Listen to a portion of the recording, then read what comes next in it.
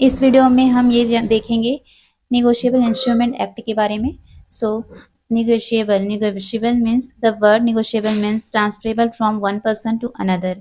एक पर्सन से दूसरे पर्सन के पास जो चीज ट्रांसफर कर सकते हैं that is a negotiable. And the word instrument means any document, any written document by which a right is created in favor of some person।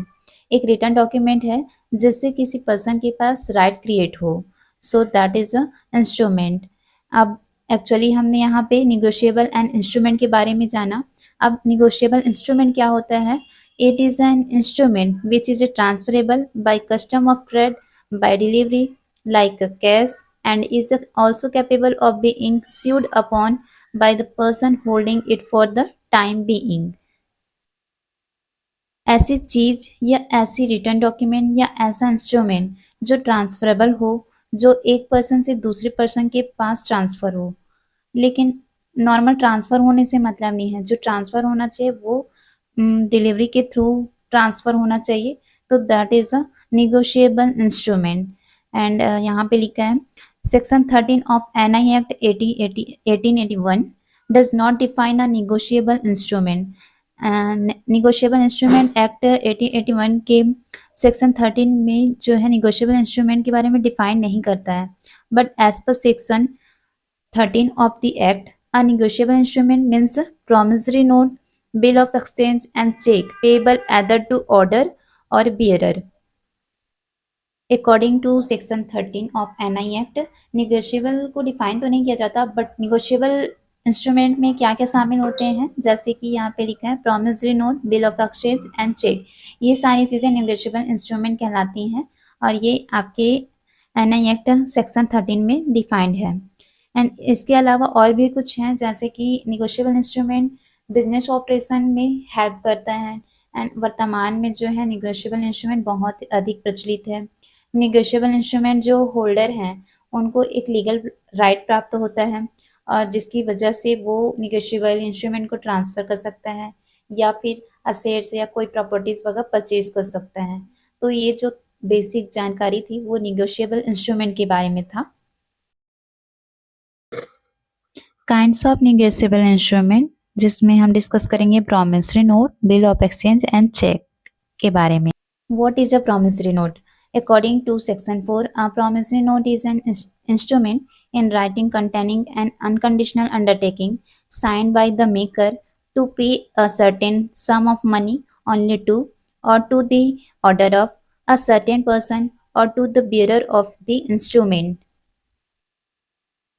Promissory note according to section 4, promissory note एक instrument है जिसमें कुछ unconditional undertakings mention होती है, means शर्तें शामिल होती हैं। मेकर द्वारा साइन होना चाहिए, सर्टेन सम ऑफ मनी को पे किया जाना है या किसको पे किया जाना है, उसको जिसने इस इंस्ट्रूमेंट को होल्ड करके रखा है या उसे या उसके ऑर्डर पर किसी और को जो इसका नाम मेंशन हो या उससे जिसने इंस्ट्रूमेंट को होल्ड करके रखा है, तो किसको पे किया जाना है, इन सारी चीज़ों की जानकारी इसमें मेंशन होती है प्रॉमिसरी नोट में। तो that is a promissory note. Requirements of a promissory note means characteristics of a promissory note। First, it must be in writing। Writing में होना बहुत ज़रूरी है। जो promissory note होगा वो राइटिंग में होना बहुत ही ज़रूरी है। Second, the promise to pay must be unconditional। जो पेमेंट करने की जो प्रॉमिस है वो होनी चाहिए, पे करने की प्रॉमिस होनी चाहिए। उस रिटर्न इंस्ट्रूमेंट में प्रॉमिस लिखा हो यह ज़रूरी नहीं है, पर हाँ ये मेंशन होना चाहिए कि हम कुछ पे कर रहे हैं। जो पे कर रहे हैं वो अनकंडीशनल वे में होगा, कंडीशन नहीं लागू करना है। सो द प्रॉमिस टू पे मस्ट बी अनकंडीशनल। प्रॉमिस होना चाहिए पे करने की, बट वो जो फॉर्म होगा वो अनकंडीशनल वे में होगा। थर्ड पॉइंट है amount promise must certain and definite sum of money. Exact कितना पेमेंट होना है यह भी मेंशन होना चाहिए। Amount promise must certain and a definite sum of money. Exact कितना पेमेंट होना है ये। नेक्स्ट पॉइंट है instrument must be sign by the maker. जो इंस्ट्रूमेंट है उसमें मेकर का साइन हो ये जरूरी है। Next, person to whom promise is made must be a definite person. Person जिसको पे करना है वह नोन हो, अननोन पर्सन को पे किया जाना ऐसा रिकॉर्ड ना मेंशन हो, पर्सन जिसको हम पे करेंगे वो एक्चुअली नोन पर्सन होना चाहिए। तो that is a 4 points are characteristics of a promissory note. Next हम देखेंगे पार्टीज टू प्रोमिसरी नोट, जिसके अंतर्गत मेकर, पेई एंड होल्डर आते हैं। तो who is maker? Person who promise to pay, that is maker. And payee कौन है? Payee person to whom the amount of the note is payable, person to whom the amount of the note is payable, जिसको payment की जाएगी वो होगा पेई। And holder, either the payee और the person to whom the note may have been endorsed. Holder कोई भी हो सकता है, वो पेई भी हो सकता है या एंडोज भी हो सकता है। ऐसा पर्सन जिसने उसको होल्ड करके रखा है वो होल्डर होगा। तो ये जो था ये प्रॉमिसरी नोट के बारे में था। आगे हम देखेंगे बिल ऑफ एक्सचेंज के बारे में। Bill of Exchange, since Section 5, is an instrument in writing containing an unconditional order signed by the maker directing a certain person to pay a certain sum of money only to or to the order of a certain person or to the bearer of the instrument. Bill of exchange के बारे में जो है section 5 में deal किया गया है। ये भी एक निगोशिएबल इंस्ट्रूमेंट है। इसमें ये बातें हैं कि कंटेनिंग एन अनकंडीशनल ऑर्डर, यहाँ पे जो है अंडरटेकिंग की बात नहीं की गई है, ऑर्डर की बात की गई है। तो बिल ऑफ एक्सचेंज में जो कंटेंट किया जाता है रिटर्न फॉर्म में वो होता है अनकंडीशनल ऑर्डर। इसमें भी साइन बाय द मेकर, इसमें भी मेकर के द्वारा साइन किया जाता है। Directing a certain person, certain person इसको डायरेक्ट करेगा to pay a certain sum of money only to, यानी कि जो पेमेंट है उसके बारे में बात की गई है कि कौन पे करेगा, और टू दी ऑर्डर ऑफ, या उसके ऑर्डर पर किसी और के द्वारा पेमेंट किया जाएगा, या सर्टेन पर्सन, और to the bearer of the instrument, या उस बेरर से जिन्होंने इस इंस्ट्रूमेंट को होल्ड करके रखा है उनके द्वारा पेमेंट करवाया जाएगा। So this is a bills of exchange या bill of exchange according to section 5। And यहाँ पे हम देखेंगे requirements of bill of exchange, यानी कि उसके फीचर्स के बारे में भी हम कवर करेंगे। सो फर्स्ट पॉइंट है मस्ट बी इन राइटिंग। जो बिल ऑफ एक्सचेंज है इसको भी लिखित फॉर्म में होना जरूरी है। Second, must be an order to pay, इसमें ऑर्डर दिया जाना चाहिए कि पे करना चाहिए। Next, drawer must sign the instrument, जो जिसने इस इंस्ट्रूमेंट को डिजाइन किया है या बनाया है उसका साइन होना जरूरी है। So drawer must sign the instrument. Next, sum must be certain, जो अमाउंट पे करना है वो सर्टेन सम ऑफ मनी होनी चाहिए। And next, must be accepted by ड्रॉई, must be accepted by ड्रॉई। तो ये भी पहले मैंने बता दिया है कि ड्रॉई के द्वारा जो है एक्सेप्ट करना जरूरी है। नेक्स्ट हम देखेंगे parties of bill of exchange, कौन कौन से पार्टीज बिल ऑफ एक्सचेंज में आते हैं। सो यहाँ पे ड्रॉअर, ड्रॉई एंड पेई। ड्रॉअर कौन है? Maker of bill of exchange, जो बिल ऑफ एक्सचेंज बनाने वाला है वो ड्रॉवर कहलाएगा। ड्रॉई कौन है?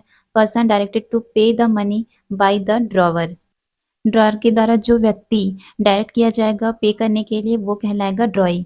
एंड हियर पेई कौन है?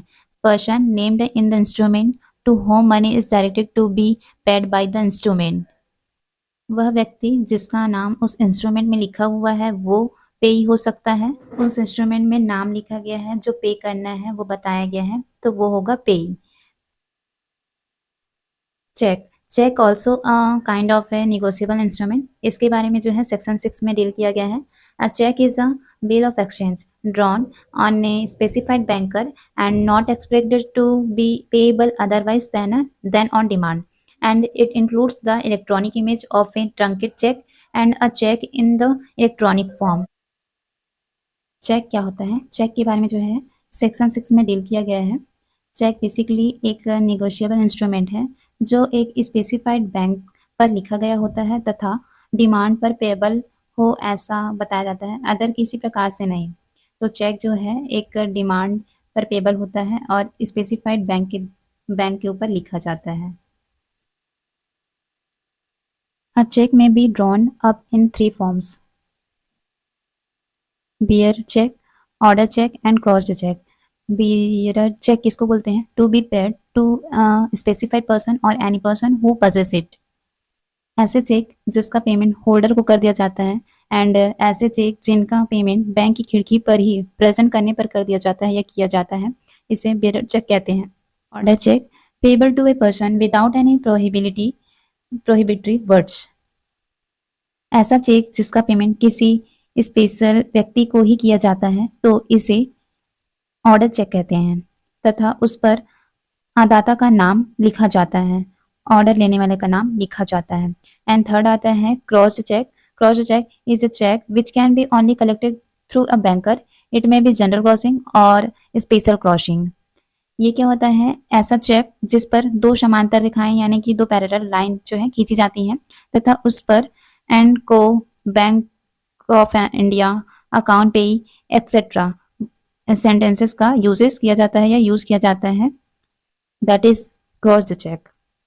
And parties to cheque, drawer, drawee and payee. Drawer, make of cheque, account holder. Drawer कौन है? हमें पता चला, maker of the cheque, cheque को बनाने वाला या अकाउंट होल्डर जो है ड्रॉवर होता है। एंड ड्रॉई कौन है? बैंक, डायरेक्टेड टू पे the money by the dryer. ड्रॉई कौन होता है? जो बैंक डायरेक्टेड टू पे the money by the drawer, drawer के द्वारा तो जो पैसा दिया जाता है ड्रॉवर के द्वारा।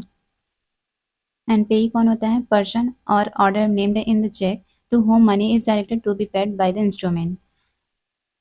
पर्सन पेई हो सकता है और ऐसे व्यक्ति जिनका नाम जो है चेक में नामित किया गया व्यक्ति, ये जो है पेई हो सकता है एंड जिसे लिखित द्वारा पैसे का भुगतान करने का निर्देश दिया जाता है या डायरेक्ट किया जाता है वो व्यक्ति। तो इस तरीके से हमने नेगोशिएबल इंस्ट्रूमेंट के बारे में जाना और उनके इंस्ट्रूमेंट, उनके काइंड्स के बारे में भी हमने डिस्कस किया, जो कि प्रॉमिसरी नोट था, चेक है एंड बिल ऑफ एक्सचेंज के बारे में हमने इस वीडियो में डिस्कस किया।